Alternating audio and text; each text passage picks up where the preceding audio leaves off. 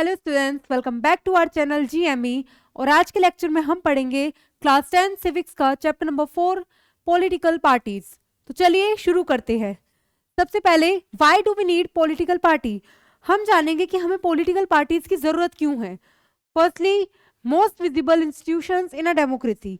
जो political party होती है वो सबसे ज्यादा विजिबल इंस्टीट्यूशन होती है एक डेमोक्रेसी के अंदर। ठीक है, हमारी कंट्री को अगर कोई चलाएगा तो वही गवर्नमेंट चलाएगी, तो उस गवर्नमेंट की कोई पॉलिटिकल पार्टी होनी जरूरी है। हम जानेंगे आगे कि क्यों जरूरी है ऐसा। For most ordinary citizen democracy is equal to political party. जो ऑर्डिनरी सिटीजन है ना, उनको क्या लगता है जितनी भी पॉलिटिकल पार्टीज है वो सारी डेमोक्रेटिक है। ठीक है, इसीलिए डेमोक्रेसी कंट्री, एक डेमोक्रेटिक कंट्री में जो ऑर्डिनरी सिटीजन होते हैं ना, उनके अकॉर्डिंग सारी पॉलिटिकल पार्टीज डेमोक्रेसी है। ठीक है, डेमोक्रेसी को फॉलो करती है। Parties have become identified with the social and political division. जो पार्टीज है वो ज्यादा दिखती है सोशल डिविजन की वजह से। आइए समझते हैं कैसे। मतलब क्या है इसका। अ political party is a social group of people who came along together to contest election and uphold power in the government. Political party वो होती है जो ग्रुप ऑफ पीपल आता है सामने और रिप्रेजेंट करता है लोगों को। ठीक है, एक तो लोग उन्हें इलेक्ट करते हैं, उसके बाद वो जो लोग इलेक्ट होते हैं ना, वो रिप्रेजेंट, अगर वो जीत जाते हैं इलेक्शंस में, ग्रुप ऑफ पीपल अगर वो जीत जाता है इलेक्शन में, तो वो एक गवर्नमेंट बनाता है एंड आफ्टर दैट वही गवर्नमेंट हमारा देश चलाती है। They agree on some policy and programs for the society with a view to promote collective good. और वो आगे इसलिए आती है ताकि जो समाज है उसका कल्याण हो सके या फिर उसका भला हो सके। Okay, parties reflect fundamental political divisions in a society. जो एक पार्टी होती है ना, वो सोसाइटी में जो फंडामेंटल डिविजन्स है उनको रिफ्लेक्ट करती है। Parties are about a part of the society and thus involve partisanship. Thus, a party is known by which part it stands for, which policies it supports, and which interest it upholds. ठीक है, basically जो party होती है वो दर्शाती है अपने idea को। ठीक है, कि उनका आइडिया क्या है, वो किस चीज को सपोर्ट करती है, वो किस चीज को डिफ्लेम करती है, वो सब किस में झलकती है। ये सब चीजें एक पॉलिटिकल पार्टी के लीडर के अंदर दिखती है, वो सारी बातें। ठीक है, अब पॉलिटिकल पार्टी है 3 कंपोनेंट। एक पॉलिटिकल पार्टी अगर हमें बनानी है तो उसके 3 कंपोनेंट्स हमारे पास होने चाहिए। एक तो लीडर होना चाहिए उस पार्टी का, एक्टिव मेंबर्स होने चाहिए उस पार्टी के, और उसके जो है ना फॉलोअर्स भी होने चाहिए। Only after that a political party can get the majority. ठीक है, उसके बाद वो पॉलिटिकल पार्टी जीत सकती है। अब हम पढ़ेंगे फंक्शंस क्या होते हैं पॉलिटिकल पार्टी के। सबसे पहला काम जो होता है पॉलिटिकल पार्टी का वो होता है इलेक्शंस कंटेस्ट करवाना। ठीक है, डेमोक्रेसी में क्या होता है, इलेक्शन करवाए जाते हैं पॉलिटिकल पार्टीज के बीच में। आफ्टर दैट जो भी पॉलिटिकल पार्टी जीतती है उसकी गवर्नमेंट बन जाती है एंड देन गवर्नमेंट हमारा देश चलाती है। ठीक है, सेम ऐसे ही होता है। पार्टी जो पॉलिटिकल पार्टीज होता है उसका काम भी यही होता है कि इलेक्शंस कंटेस्ट करवाए और उसके बाद जीते एंड आफ्टर दैट अपनी एक पार्टी फॉर्म करे, अपनी गवर्नमेंट फॉर्म करे। Sorry, parties put forward different policies and programmes. जो पार्टी होती है वो कई सारे पॉलिसीज और कई सारे प्रोग्राम्स लाती है सामने। ठीक है, in a democracy a large number of similar opinion have to be group together to provide a direction in which policies can be formulated by the government. जो डेमोक्रेटिक कंट्री होती है ना, उसमें जो ग्रुप ऑफ सिमिलर ओपिनियंस होते हैं वो वाले लोग सामने आते हैं और उसके बाद एक पार्टी फॉर्म करते हैं। ठीक है, और जिससे क्या होता है गवर्नमेंट चलती है। A government is expected to base its policies on the line taken by the ruling party. और गवर्नमेंट जो होती है ना, वो अपनी उससे मतलब एक खासियत होनी चाहिए उस गवर्नमेंट के अंदर कि जब भी वो अपना काम कर रही है तो कुछ तो पॉलिसीज बनाए, लेकिन वो पॉलिसीज जो है अपने दायरे के अंदर रहकर बनाए। ठीक है, ये नहीं कि अगर कोई पार्टी जीत गई तो वो कुछ भी पॉलिसीज बना रही है। ठीक है, तो गवर्नमेंट का या फिर पॉलिटिकल पार्टी का काम होता है पॉलिसीज बनाना, but within its jurisdiction. Parties play a decisive role in making laws for a country. Party जो होती है वो डिसिसिव रोल प्ले करती है अपनी कंट्री के कानून बनाने के लिए। ठीक है, पॉलिटिकल पार्टी का होना बहुत ज्यादा जरूरी है, तभी हमारा कानून जो है वो चल पाएगा सही से। कैसे, laws are debated and passed in the legislature. जो कानून होते हैं वो लेजिस्लेचर के थ्रू पास आउट होके आते हैं। But since most of the members belong to a party, they go by the direction of the party leadership irrespective of their personal opinions. देखो, अब लोकसभा में जो मेंबर्स होते हैं वो मोस्टली किसी ना किसी पार्टी से कनेक्टेड होते हैं, तो वो क्या करते हैं, वो अपनी पर्सनल चॉइस से पहले अपनी पार्टी की चॉइस को रखते हैं। ठीक है, वो किसकी चॉइस को रखते हैं, पार्टी के ओपिनियन को। तो जिससे क्या होता है, मोस्ट ऑफ द टाइम जो पार्टी होती है ना वो एक मेन रोल प्ले करती है किसमें, कानून बनाने के लिए। क्योंकि जो पार्टी के मेंबर्स होते हैं वही बैठे होते हैं लोकसभा में और वही मेंबर आगे चल के कानून में मतलब लाइक वोट करते हैं कानून के लिए। तो इनडायरेक्टली कौन रोल प्ले कर रहा है? इंपॉर्टेंट, पॉलिटिकल पार्टीज, ठीक है। Political parties form and run the government, यही पार्टी गवर्नमेंट बनाती है और फिर उसके बाद हमारा देश चलाती है, ठीक है। The big policy decision are taken by the political executive that comes from the political parties, बड़े बड़े जो डिसीजन होते हैं वो पॉलिटिकल एग्जीक्यूटिव्स ही लेते हैं, ठीक है, और उसके बाद वही देश को चलाते हैं। Parties recruit leaders, train them and then make them ministers to run the government in the way they want. उसके बाद देखो पॉलिटिकल पार्टीज के अंदर मैंने आपको बताया था एग्जीक्यूटिव दो तरह के होते हैं, ठीक है। जो पॉलिटिकल एग्जीक्यूटिव होते हैं ना, उनका काम यही रहता है कि वो देश को चलाते हैं, लोग उन्हें इलेक्ट करते हैं, उसके बाद वो काम, वो जो लोग होते हैं वो देश को चलाते हैं, वो लोग मिनिस्टर्स को अपॉइंट करते हैं, और मिनिस्टर्स आप लोगों को पता ही है कितने ज्यादा इंपॉर्टेंट रोल प्ले करते हैं हमारी कंट्री की डेवलपमेंट के लिए। नेक्स्ट है role of opposition, political party जो है वो अपोजिशन का भी रोल प्ले करती है। कैसे? those parties that lose in the elections play the role of opposition to the parties in power by voicing different views and criticizing government for its failure and wrong policies. Opposition party also mobilize opposition to the government. अब देखो जो party जीत जाती है वो तो ruling party बन जाती है, अब जो हारी हुई पार्टी है उसे हम क्या कहते हैं? Opposition party. अपोजिशन पार्टी का भी एक अपना खुद का एक इंपॉर्टेंट रोल होता है, उसका क्या काम रहता है? वो मतलब बेसिकली जो रूलिंग पार्टी है ना उसकी कमियां गिनती है, ठीक है। जो वो जो रूलिंग पार्टी है जो भी गलत काम कर रही है ना उसकी कमियों का कलेक्शन कौन रखता है? अपोजिशन पार्टी अपने पास रखती है, ठीक है। अपोजिशन पार्टी रूलिंग पार्टी की कमियां निकालती है, उसे क्रिटिसाइज करती है, जिससे क्या होता है जो रूलिंग पार्टी है ना वो अपना काम और ज्यादा बेहतर बनाने की कोशिश करती है, क्योंकि उसे पता है कि अगर हमने काम अच्छी तरह नहीं करा तो जब नेक्स्ट टाइम इलेक्शन होंगे ना तो मे भी हमारी पार्टी हार जाए, ठीक है। तो इसलिए अपोजिशन पार्टी का रोल भी पॉलिटिकल पार्टीज प्ले करती है और ये भी बहुत ज्यादा इंपॉर्टेंट है। पार्टीज शेप पब्लिक ओपिनियन, जो पार्टी होती है वो पब्लिक ओपिनियन भी बनाती है, ठीक है। कैसे? They raise and highlight issues, जो पॉलिटिकल पार्टी होती है वो समाज में चल रहे ना इश्यूज उन्हें हाईलाइट करती है और उन्हें बताती है लोगों को। Party sometimes also launch movements for the resolution of problems faced by the people. Parties जो होती है वो कई सारी प्रॉब्लम्स का सोल्यूशन निकालने के लिए कई सारे प्रोग्राम्स भी निकालती है या फिर कई सारे राइट्स भी चलाती है, मतलब लाइक स्टेप्स लेती है कोई ना कोई, ताकि जो प्रॉब्लम्स जनता फेस कर रही है वो कम फेस करे। Okay. Parties provide people access to government machinery and welfare schemes implemented by government. जो पार्टीज होती है ना वो क्या करती है? गवर्नमेंट मशीनरी को एक एक्सेस देती है, और मतलब लाइक वो जो पॉलिटिकल पार्टीज होती है ना वो समाज के कल्याण के लिए कई सारी स्कीम्स भी निकाल सकती है, ठीक है। एक तो एक्सेस मिल गया उन्हें गवर्नमेंट तक का, प्लस समाज के कल्याण के लिए वो स्कीम निकाल रही है। तो ये रोल भी ना पॉलिटिकल पार्टीज के लिए बहुत जरूरी होता है, क्योंकि देखो एक पॉलिटिकल पार्टी हमारे देश को चला रही है, अब अगर वो हमारे देश को चला रही है तो हमारे देश का या सोसाइटी का कल्याण भी तो उसी के हाथ में है ना। मतलब इनिशियल स्टेप्स तो वही लोग लेंगे, उसके बाद समाज है वो और ज्यादा स्टेप लेगा। तो बेसिकली जो पॉलिटिकल पार्टी होती है उसका मेजर रोल ये होता है कि वो वेलफेयर स्कीम्स निकाले हमारी सोसाइटी के लिए। Okay. For an ordinary citizen it is easy to approach a local party leader and the government officer. जो भी एक ऑर्डिनरी सिटीजन होता है उसके लिए इजी रहता है एक लोकल लीडर के पास जाके अपनी प्रॉब्लम को रखना। वो कहाँ गवर्नमेंट तक मतलब जाएगा, गवर्नमेंट को अप्रोच करेगा, इट्स वेरी हार्ड। तो इसलिए उसके लिए क्या जरूरी होता है? एक local leader. That is why they feel close to the parties even when they do not truly trust them.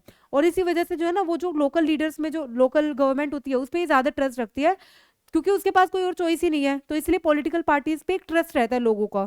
Parties have to be responsive to people's need and demands. इसीलिए जो पार्टीज होती है ना उन्हें रिस्पॉन्सिबल रहना चाहिए लोगों की डिमांड्स के टूवर्ड, ठीक है, क्योंकि लोगों के पास कुछ और नहीं है एक्सेप्ट देम टू ट्रस्ट, ठीक है। नेक्स्ट है हमारा topic, how many political parties should we have. हमारे पास कितनी पॉलिटिकल पार्टीज होनी चाहिए?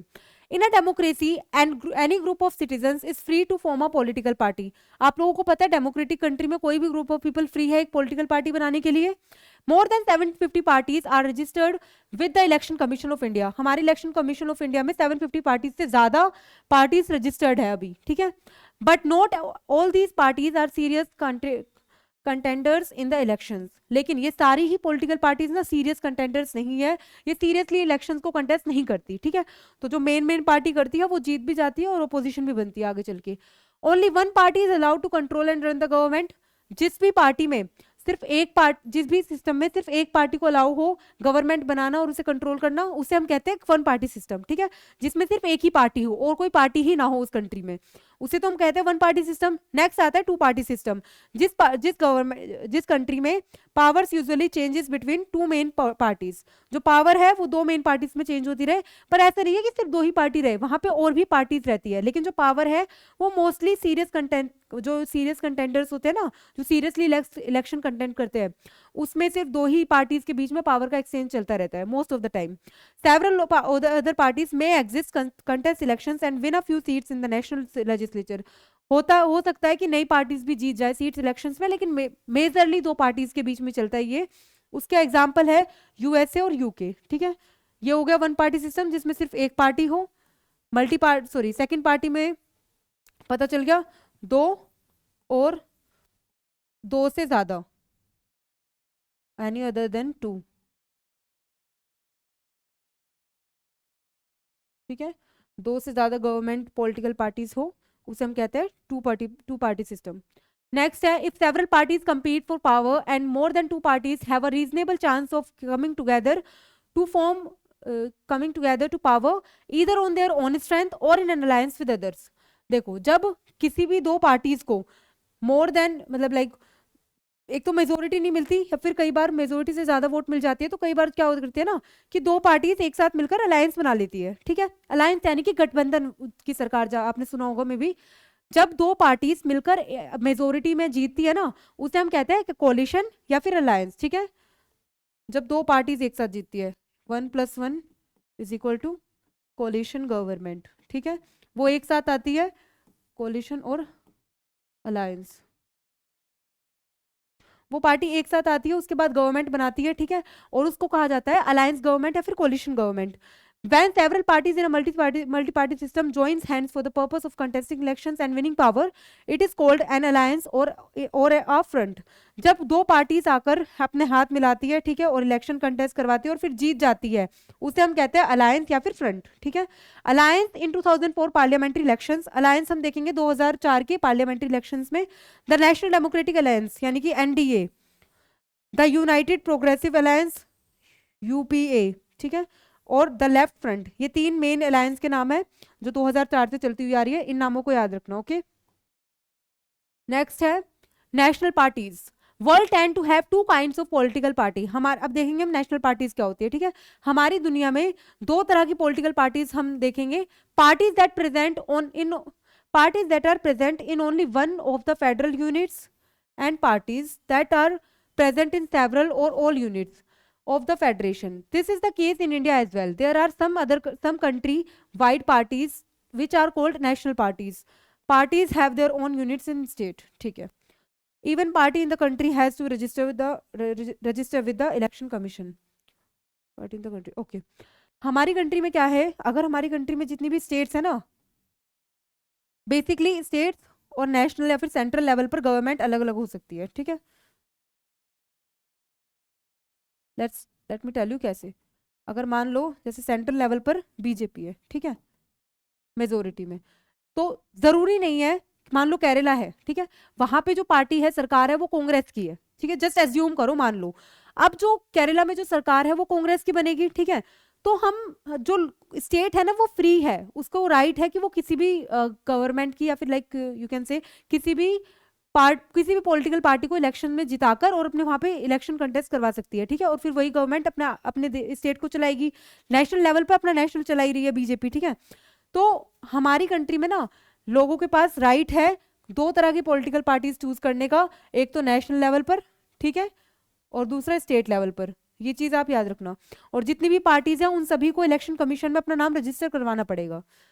A party that secure at least 6% of the total votes in an elections, एक पार्टी जो कि 6% से ज्यादा वोट सिक्योर करती है किसमें, इलेक्शंस में, लेजिस्लेटिव इलेक्शंस में, और wins at least 2 seats in an recognized as a state party.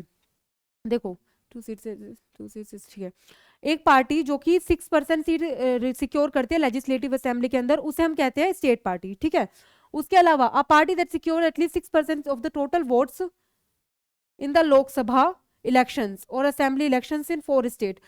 जब कोई एक पार्टी कितना 6% से ज्यादा वोट सिक्योर कर ले लोकसभा के इलेक्शंस में, और वही पार्टी स्टेट लेवल पर इलेक्शंस होते हैं ना उसमें 4 स्टेट्स में जीत जाए, तो फिर वो जो पार्टी है ना उसे हम सेंट्रल पार्टी बना देते हैं या फिर नेशनल पार्टी बना लेते हैं. ठीक है, जैसे कि बीजेपी बनी हुई है अभी. Then is recognised as a national party. मैंने आपको बता दिया कि अगर कोई भी party 6% of the total votes लेकर जीत जाए लोकसभा में, 4 स्टेट से ज्यादा में जीत जाए, तो फिर उस पार्टी को हम कहेंगे नेशनल पार्टी, ठीक है। Parties that get this privilege and some other special facilities are recognised by the election commission for this purpose, this is why these parties are called recognised political parties. और जो भी party इस तरह से जीतती है तो उसे स्पेशली रिकॉग्नाइज कर दिया जाता है, और जब भी कोई गवर्नमेंट रिकॉग्नाइज होती है ना, उसको हम कहते हैं recognise political parties. These parties are given a unique symbol. Only the official candidates of the party can use that selection symbol. और जब पार्टी इतने ज्यादा ताकत पर वोट लेकर जीत जाती है ना, तो उनको एक स्पेसिफिक ऑफिशियल सिंबल दे दिया जाता है, जिसे ये लोग कहते हैं क्या, जब भी एक पार्टी ऐसे जीत जाती है ऑफिशियल सिंबल से, तो उसे हम कहते हैं, उसे एक इलेक्शन सिंबल दे दिया जाता है। दैट इज, जैसे कि आप इसमें देख सकते हो, इसमें कैसे कैसे इलेक्शन सिंबल दिए गए हैं, ठीक है। ये तब होता है जब कोई पार्टी नेशनल लेवल पर जीतती है, ये चीज आप याद रखना। Next is All India Trinamool Congress, AITC, launched on 1 जनवरी 1998। अब एक पार्टी के बारे में हम पढ़ेंगे, AITC के बारे में। ये कब लॉन्च हुई थी? 1 जनवरी 1998 में, under the leadership of Mamata Banerjee, recognise as a national party in 2016। और इसे नेशनल पार्टी कब रिकॉग्नाइज करा गया? 2016 में। इसको क्या मिला होगा? 6% से ज्यादा वोट मिली होगी लोकसभा के अंदर। उसके साथ साथ 4 स्टेट से ज्यादा में ये नेशनल जो स्टेट लेवल असेंबलीज होती है उसमें इनको सीट्स मिली होगी। उसके बाद ही इसे नेशनल पार्टी बनाया गया है, ठीक है। और 1998 में बनी है ये party.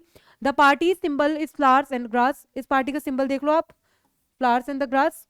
Committed to the secularism and federalism. और ये पार्टी का जो मेन आइडियोलॉजी है वो है सेक्युलरिज्म को बनाए रखना और फेडरलिज्म को बनाए रखना हमारे देश के अंदर। Has been in powers in West Bengal since 2011। 2011 से वेस्ट बंगाल में ये पावर में है। Also has a presence in Arunachal Pradesh, Manipur and Tripura. इन 3 जगह भी इसकी प्रेजेंस आप देख सकते हो। In the general elections held in 2019 it got 4.7% votes and 122 seats, making it to the 4th largest party in the Lok Sabha. और जब 2019 में इलेक्शंस हुए थे ना, तो इसे 4.7% वोट्स मिली थी, और उसके साथ साथ 22 सीट्स इसने जीती थी लोकसभा में, ठीक है। तो जिसकी वजह से लोकसभा में 4th लार्जेस्ट पार्टी बन गई थी। नेक्स्ट है बहुजन समाज पार्टी। ये पार्टी बनी थी 1984 में, यानी कि 1984 में, under the leadership of Kanshi Ram. इनके जो लीडर थे उनका नाम था Kanshi Ram. Seeks to represent and secure power for the Bahujan Samaj which includes the Dalits, Adivasis, OBCs, religious minorities. ये बेसिकली जो भी रिलीजियस माइनॉरिटीज के लोग हैं ना, ओबीसी मतलब लाइक जो भी बैकवर्ड क्लासेस है, उनको सपोर्ट करने के लिए पार्टी बनाई गई थी। किन्होंने बनाई थी? काशीराम ने, in the year 1984। draws inspiration from the ideas teaching of Sahu Maharaj, ममता फुले, परियर रामास्वामी नाइकर, बाबा साहिब अंबेडकर। इन सब की आइडियोलॉजी के बेसिस पर इन्होंने ये पार्टी फॉर्म करी थी, ठीक है, क्योंकि ये सब लीडर्स ऐसे थे जो कि दलित को सपोर्ट करते थे।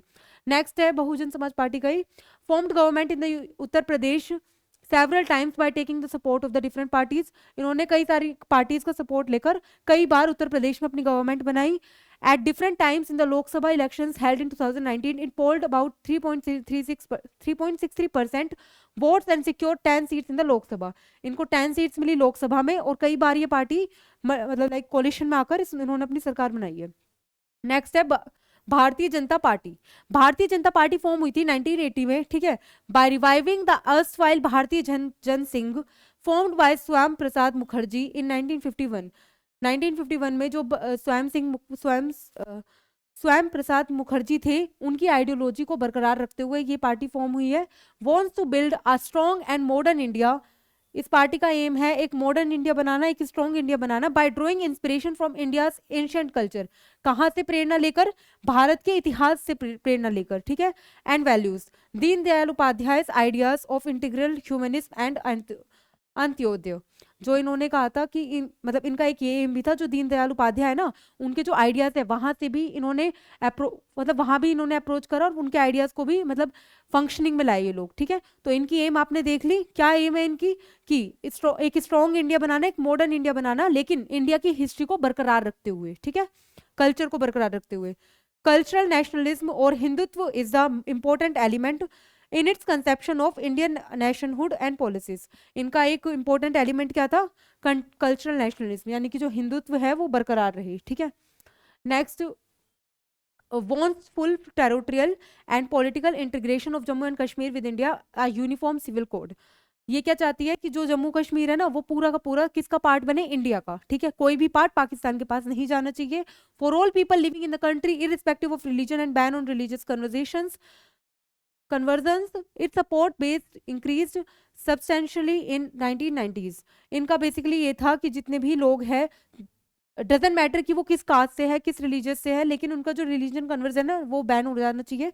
मतलब कोई भी फोर्स नहीं कर सकता आपको आकर कि आप ये धर्म को फॉलो करो, ठीक है। और इसका जो सपोर्ट है वो 1990s के बाद और ज्यादा इंक्रीज हो गया और ज्यादा लोगों ने इस पार्टी को वोट देनी शुरू कर दी।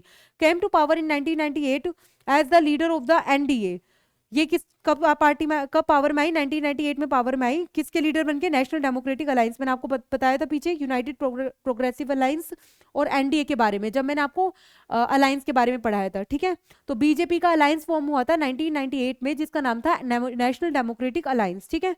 Including several regional parties emerge as the largest party with 303 members in the 2019 Lok Sabha elections, currently leads the ruling party NDA government at the centre. Currently भी आप देख सकते हो ये जो पार्टी है वो रूलिंग में चल रही है एट द सेंट्रल लेवल, ठीक है। Communist party of India. अब हम पढ़ेंगे जो इंडिया में कम्युनिस्ट पार्टी है वो क्या है। ये बनी थी 1925 में। इसका बेसिकली दो बिलीव्स थे इसके, मार्क्सिज्म और लेनिनिज्म प्लस सेक्युलरिज्म और डेमोक्रेसी, इन चारों को साथ लेकर चलना, ठीक है। लाइक इसको और इसको, ठीक है, ये दो बिलीव्स इनको साथ लेकर चलना। Oppose to the forces of secessionism and communalism. ये क्या चाहती थी कि जो कम्युनलिज्म है ना या फिर सक्सेशनलिज्म है, इसको अपोज करना, यानी कि धर्म को बिल्कुल भी रिलीजन के बेसिस पर, मतलब एक कंट्री जो है वो कभी भी रिलीजन के बेसिस पर नहीं चलनी चाहिए, ठीक है। लेट मी क्लियर यू कि मार्क्सिज्म क्या था। मार्क्सिज्म ये था कि हमारी जो सोसाइटी है वो क्लासलेस सोसाइटी होनी चाहिए, यानी कि हमारी सोसाइटी में कोई भी इंसान ऐसा नहीं होना चाहिए कि वो नीची जात का है या फिर वो ऊपर ऊंची जात का है, ऐसा कुछ भी नहीं होना चाहिए, सबको एक समान ही ट्रीटमेंट मिलना चाहिए, ठीक है। वहीं लेनिन, और इसके साथ साथ इनका एक और पॉइंट था कि कोई भी लीडर नहीं होना चाहिए हमारी सोसाइटी का, ठीक है। जो लोग हैं वो अपने आप को चलाएंगे, ठीक है। वहीं लेनिनिज्म का क्या था? इनका ये था कि क्लासलेस सोसाइटी तो होनी चाहिए, लेकिन उसके साथ साथ एक लीडर होना चाहिए, ठीक है। इनके पास एक लीडर अपना होना चाहिए। नेक्स्ट सेक्युलरिज्म एंड डेमोक्रेसी, तो आपको पता ही है कि धर्म नहीं होने, धर्म के आधार पर कोई भी देश नहीं चलना चाहिए। जो देश है उसमें लोग कोई भी धर्म को फॉलो कर सकते हैं। साथ ही साथ डेमोक्रेसी, डेमोक्रेसी आपको पता ही है कि लोगों के पास राइट होना चाहिए। नेक्स्ट है accept parliamentary democracy as a means of promoting the interest of the working class farmers and the poor.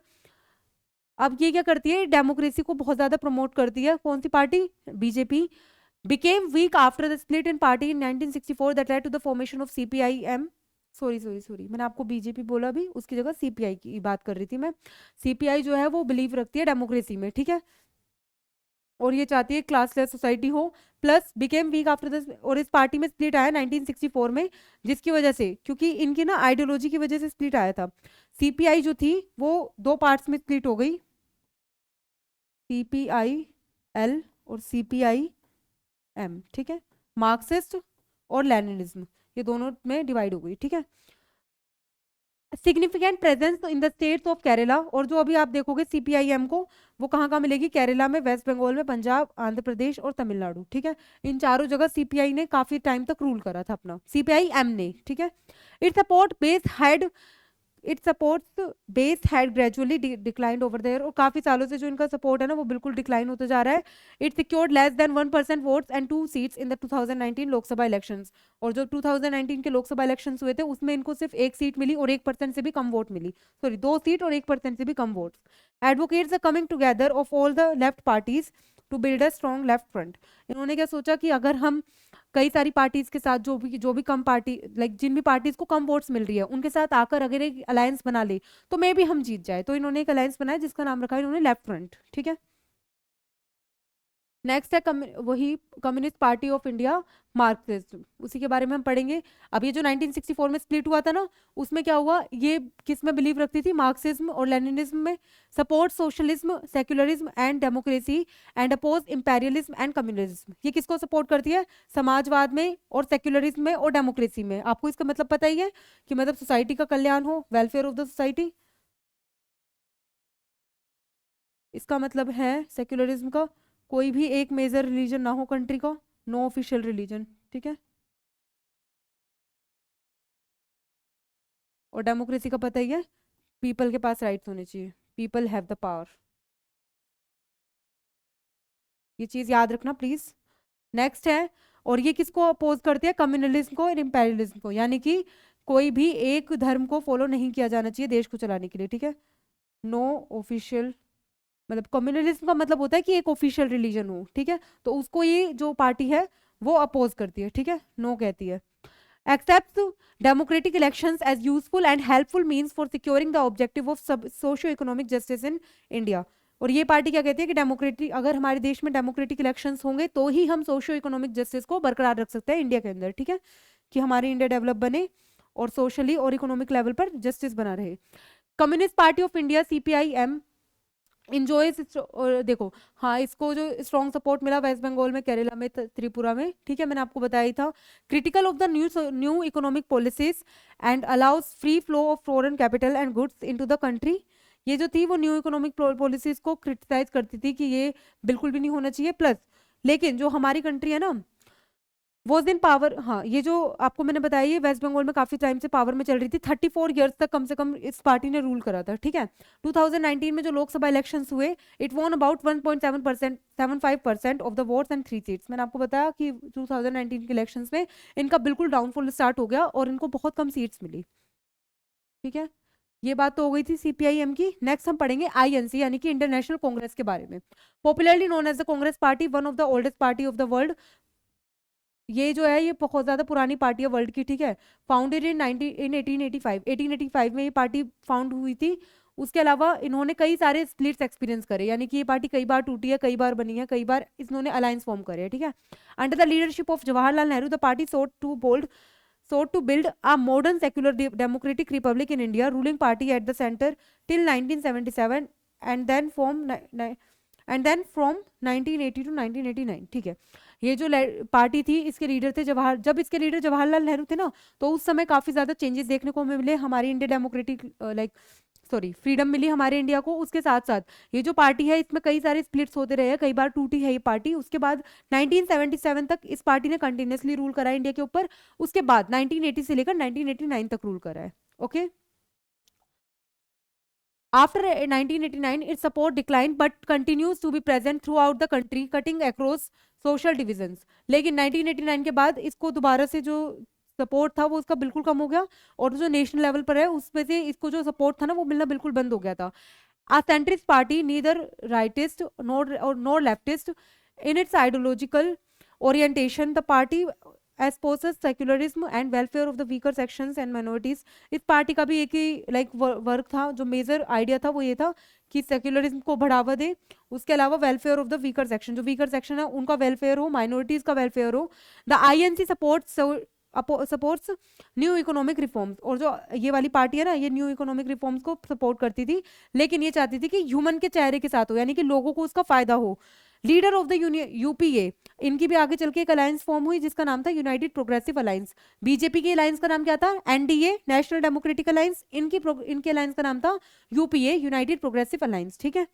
और ये कब फॉर्म हुई थी, 2004 से लेकर 2019 तक ये वाली अलायंस बनी रही, ठीक है।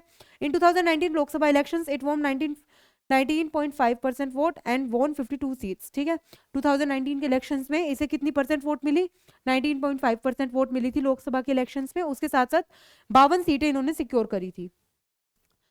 फॉर्म्ड, अब देखिए हम पढ़ेंगे नेशनलिस्ट कांग्रेस पार्टी के बारे में। ये बनी थी 1999 में, और ये कांग्रेस की ही स्प्लिट पार्टी थी, यानी कि कांग्रेस जब टूटी थी तो उसी में से एक पार्टी बनी थी, ये निकल कर आई थी। इसका काम क्या था, डेमोक्रेसी पे फोकस करना, गांधीयन सेक्युलरिज्म पे फोकस करना, equity, social justice and federalism, इन सब कंटेंट्स पे ध्यान देना। wants that high offices in government be confined to natural born citizens of the country। ये चाहती थी कि जितने भी कंट्री के जो लोग हैं ना, जो यहीं पैदा हुए हैं, उनको ज्यादा फोकस, उन पे ज्यादा फोकस किया जाए। Major party in the Maharashtra में काफी टाइम तक मेजर पार्टी बनकर रही है। And has a significant presence in Meghalaya, Manipur, Assam में हम इस पार्टी के रूलिंग को आज भी देख सकते हैं। अ collision party in the seats of the Maharashtra and in alliance with the Congress since 2004, a member of the UPA। और 2004 से लेकर अब तक ये मेंबर भी रही है, मतलब काफी टाइम तक ये मेंबर रही है UPA का, यानी कि इन्हीं के अलायंस, कांग्रेस की ही अलायंस का मेंबर भी बनकर रही है ये। 2019 में लोकसभा इलेक्शंस हुए थे, उसमें इन्हें 1.4% की वोट मिली और 5 सीट्स मिली, ओके। नेक्स्ट है हमारा स्टेट पार्टीज। अब हम पढ़ेंगे स्टेट पार्टीज क्या होती है, ठीक है।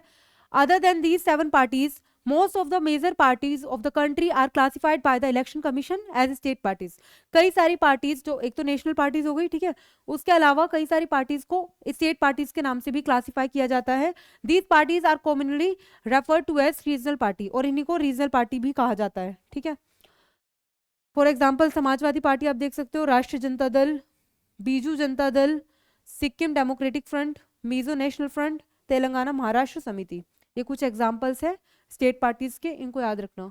अदर देन दिस, ओके, ये वाला तुमने पढ़ लिया. नेक्स्ट है हमारा the first challenges to political party. अब हम पढ़ेंगे जो पॉलिटिकल पार्टीज है ना, उन्हें क्या क्या चैलेंजेस फेस करने पड़ते हैं, उनके साथ क्या क्या दिक्कतें आती हैं. The first challenge is lack of internal democracy within parties. आप देखोगे कि जो पार्टीज होती है ना, उन्हीं के बीच में आपस में कोई डेमोक्रेसी नहीं है. ठीक है, वो लोग आपस की ही बात कई बार सॉर्ट आउट नहीं कर पाते, इन्हीं के आपस में लड़ाई हो जाती है, जिस वजह से जो like you can say disputes है वो बढ़ते हैं. ठीक है, all over the world there is a tendency in political parties towards the concentration of power in one or few leaders at the top. जो वर्ल्ड लेवल है उसमें भी आप देखोगे जो पॉलिटिकल पार्टीज के बीच में जो आपसी टेंशन है ना, वो बनी रहती है.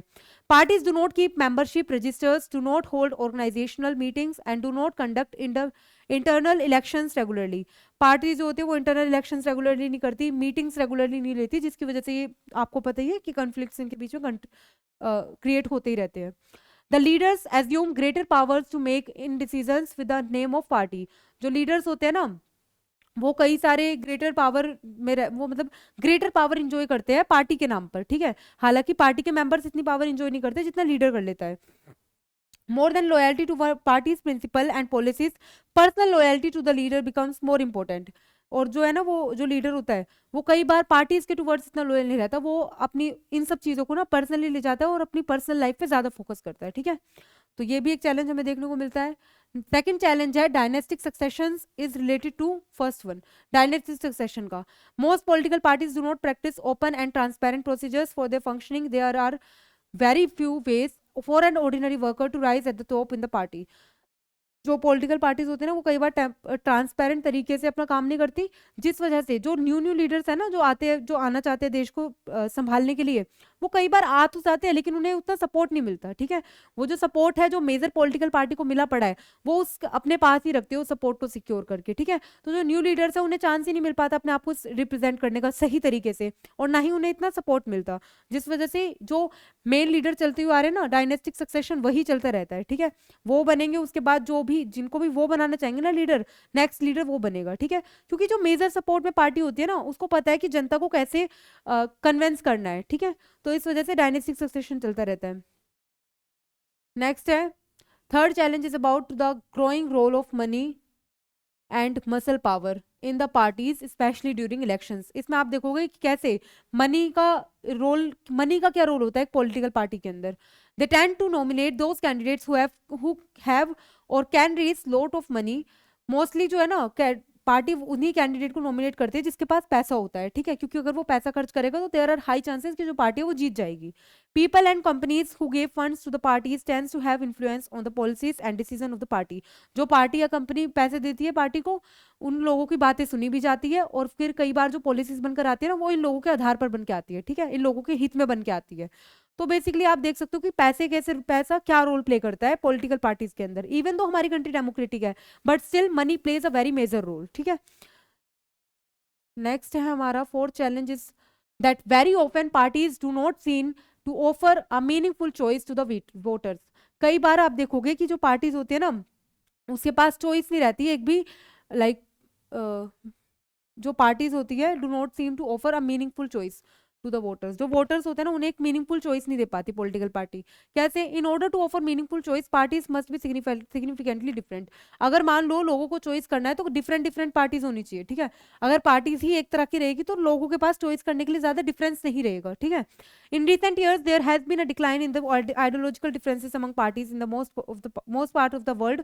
For example the difference between the Labour Party and the Conservative Party in Britain in Britain is very little. अब देखो आप अगर लोगों को चॉइस करनी है, ठीक है, पार्टी, तो बेसिकली पार्टीज के बीच में ना आइडियोलॉजिकल डिफरेंस अब देखने को हमें नहीं मिलता, तो इसलिए लोग क्या चाहते हैं कि भाई ये भी पार्टी सेम है वो भी पार्टी सेम है, तो क्यों ही नई पार्टी लानी, उसी को चलते रहने देते हैं, क्योंकि वो उससे फैमिलियर हो जाते हैं।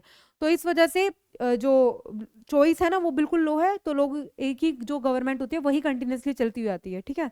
Sometimes people can not even elect very different leaders either because of the same set of the leaders keep shifting from one party to another. और ऐसा कई बार इसलिए भी होता है क्योंकि एक ही पार्टी का लीडर निकलकर दूसरी पार्टी में चला जाता है, वो कभी निकलकर इस पार्टी में आ जाता है, तो वही लीडर इधर उधर जा रहा है, तो लोग क्या सोचते हैं कि भाई आइडियोलॉजी तो सेम ही है ना, जब एक लीडर बार बार इधर उधर जा रहा है तो इस वजह से लोग भी लाइक कॉन्शियस होकर वोट नहीं देते, ठीक है। अब हम पढ़ेंगे how can parties be reformed, हम पार्टी को रिफॉर्म कैसे कर सकते हैं। Efforts and suggestions in our country to reform a political party and its leaders, कई सारे एफर्ट्स किए गए हैं पॉलिटिकल पार्टीज के को रिफॉर्म करने के लिए, जैसे कि a constitution was amended to prevent elected MLAs and MPs from changing parties, एक कॉन्स्टिट्यूशन में अमेंडमेंट करी गई जिससे एमएलएस और एमपीज होते हैं ना एक इलेक्टेड पार्टी के, वो बार बार अपनी पार्टी को चेंज नहीं कर सकते, ठीक है। This was done because many elected representatives were indulging in defection in order to become ministers और फॉर कैश रिवॉर्ड्स। कई बार क्या होता था, पैसे के चक्कर में आकर या फिर मिनिस्टर बनने के चक्कर में आकर जो पार्टीज के लीडर्स है ना वो इधर उधर लाइक पार्टीज अपनी शिफ्ट करते रहते थे, ठीक है, पावर के लिए। तो इस वजह से इस चीज को बैन करा गया, एमएलएस और एमपीज को डिनाई करा गया पार्टीज चेंज करने के लिए, ठीक है। तो एक रिफॉर्म आप ये देख सकते हो, एनी एमएलए और एमपी चेंजेस पार्टीज ही और she will lose the seat in the legislature, अगर कोई भी एमएलए या एमपी अपनी पार्टी चेंज करता है तो उसकी जो सीट है ना लेजिस्लेचर की वो उससे छीन ली जाएगी और उसे नहीं मिलेगी। This new law has helped bring defection down, और इस वजह से जो डिफेक्शन है यानी कि पार्टी चेंज जो हो रही थी वो वाला प्रोसेस अब खत्म हो गया, ठीक है। The Supreme Court pass an order to reduce the influence of money and criminals, जो भी सुप्रीम कोर्ट ने एक ऑर्डर पास करा कि मनी और क्रिमिनल्स का जो इन्फ्लुएंस है वो बहुत ज्यादा कम हो जाना चाहिए, ठीक है, लोगों के ऊपर। It is mandatory for every candidate who contest elections to file an affidavit giving details of his property and criminal cases pending against him. ये इंपॉर्टेंट कर दिया गया, सुप्रीम कोर्ट ने इंपॉर्टेंट कर दिया कि जो भी पर्सन अपना इलेक्शंस में नॉमिनेट कर रहा है अपना नाम, उसको एक एफिडेविट देना पड़ेगा, किस चीज का, अपनी पर्सनल डिटेल्स का, ठीक है, और अपने प्रॉपर्टी राइट्स का कि उस पर कितनी प्रॉपर्टी है, साथ ही साथ अपने क्रिमिनल केसेस का कि उस पर कोई क्रिमिनल केस तो पेंडिंग नहीं है, सो दैट हमें पता हो कि वो जो है ना इंसान वो कोई क्रिमिनल ना हो एक तो, और साथ ही साथ बहुत ही ज्यादा रिच पर्सन ना हो, ठीक है, क्योंकि अगर बहुत ही एक्सट्रीमली रिच पर्सन होगा तो वो क्या करेगा, अपने पैसे का मिसयूज करेगा इस चीज में। Next, but there is no system to check if the information given by the candidates is true और नॉट, लेकिन अब तक ऐसी कोई इन्फॉर्मेशन नहीं है कि जो कैंडिडेट इन्फॉर्मेशन दे रहा है वो सच है या झूठ है, ऐसा कुछ अभी तक निकाला नहीं गया, लेकिन फॉर फॉर्मेलिटी इन्फॉर्मेशन उससे मांगी जाती है। Next, the Election Commission passed an order for making it necessary for political parties to hold their organizational elections and file their income tax return. जो भी इलेक्शन कमीशन होता है उसने एक ऑर्डर पास करा गया कि पॉलिटिकल पार्टीज के लिए ये इंपॉर्टेंट है कि वो ऑर्गेनाइजेशनल इलेक्शंस कंटेस्ट करवाए, साथ ही साथ अपने इनकम टैक्स रिटर्न्स जो है वो मतलब लाइक इनकम टैक्स फाइल जो है वो दिखाए अपनी गवर्नमेंट को, ठीक है। A law should be made to regulate the internal affairs of political party, एक कानून ऐसा भी बनना चाहिए जिससे हमें पता चले कि पॉलिटिकल पार्टीज के बीच में या फिर आप अंदर ही क्या अफेयर्स चल रहे हैं, ठीक है, क्या इश्यूज चल रहे हैं। It should be made compulsory for all political parties to maintain a register of its members, to follow its own constitutions, to have independent authority, to act as a judge in the case of party disputes, to hold open elections to the highest post, ठीक है। ऐसा कहा गया है कि जो party है उसे अपना ही एक कॉन्स्टिट्यूशन फ्रेम करना चाहिए और उस कॉन्स्टिट्यूशन के अकॉर्डिंग ही अपनी पार्टी को रन करवाना चाहिए, सो दैट अगर आगे चल के पार्टी के बीच में कोई डिस्प्यूट होता है ना तो वो जो पार्टी है वो उस डिस्प्यूट को आराम से सॉर्ट आउट कर ले, ठीक है, आगे चल के वो डिस्प्यूट एक और मेजर प्रॉब्लम क्रिएट ना करे। Okay, it should be made mandatory for political parties to give a minimum number of tickets, about one third to women candidates। ऐसा भी कहा गया है कि जो भी लाइक पार्टी टिकट है ना वो वुमेन को भी दी जानी चाहिए, ठीक है, सो दैट वुमेन भी पार्टिसिपेट कर सके इलेक्शंस में, जिस वजह से डिसीजन मेकिंग बॉडी में अगर वुमेन पार्टिसिपेट करेगी तो उनको भी एक इंक्लूडेड फील होगा उस चीज में। Next is there should be state funding of elections, the government should give parties many money to support their election expenses, जो गवर्नमेंट है उसे पैसे देने चाहिए अपनी पार्टी को, लाइक गवर्नमेंट को पार्टी जो पार्टीज होती है ना, उसको गवर्नमेंट को पैसे देने चाहिए, सो दैट जो गवर्नमेंट है वो अपनी प्रॉपरली एक रन कर सके, ठीक है। This support could be given in kind of petrol, paper, telephone, चाहे वो पेट्रोल के बेसिस पर हो, पेपर में हो, या टेलीफोन की मैटर्स में हो, एटसेट्रा, और it could be done in the cash on the basis of the vote secured by the party in the last elections.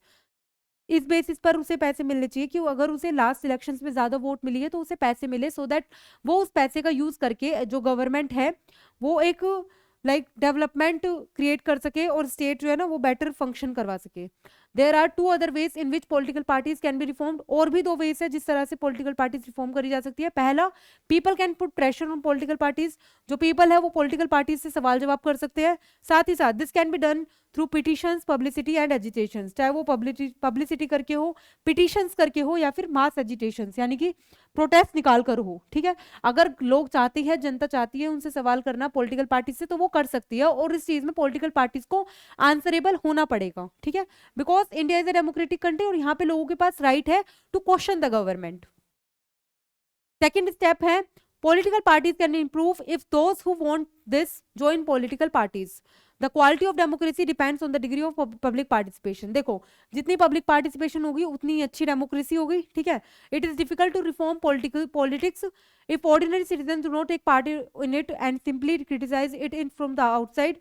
The problem of bad politics can be solved by more and better politics. अगर कोई common man, ठीक है, party के अंदर जा रहा है और वो प्रॉब्लम को बता रहा है, तो देखो गवर्नमेंट की फंक्शनिंग ना, या फिर पॉलिटिकल पार्टी की फंक्शनिंग और ज्यादा इनहेंस होगी, ठीक है, अच्छी तरह होगी।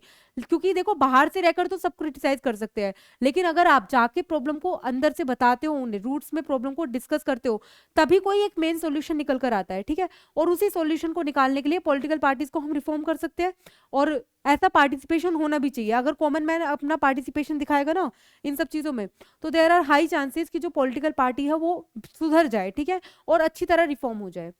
तो आई होप आपको ये लेक्चर क्लियर होगा। मिलते हैं नेक्स्ट लेक्चर में, तब तक के लिए थैंक यू।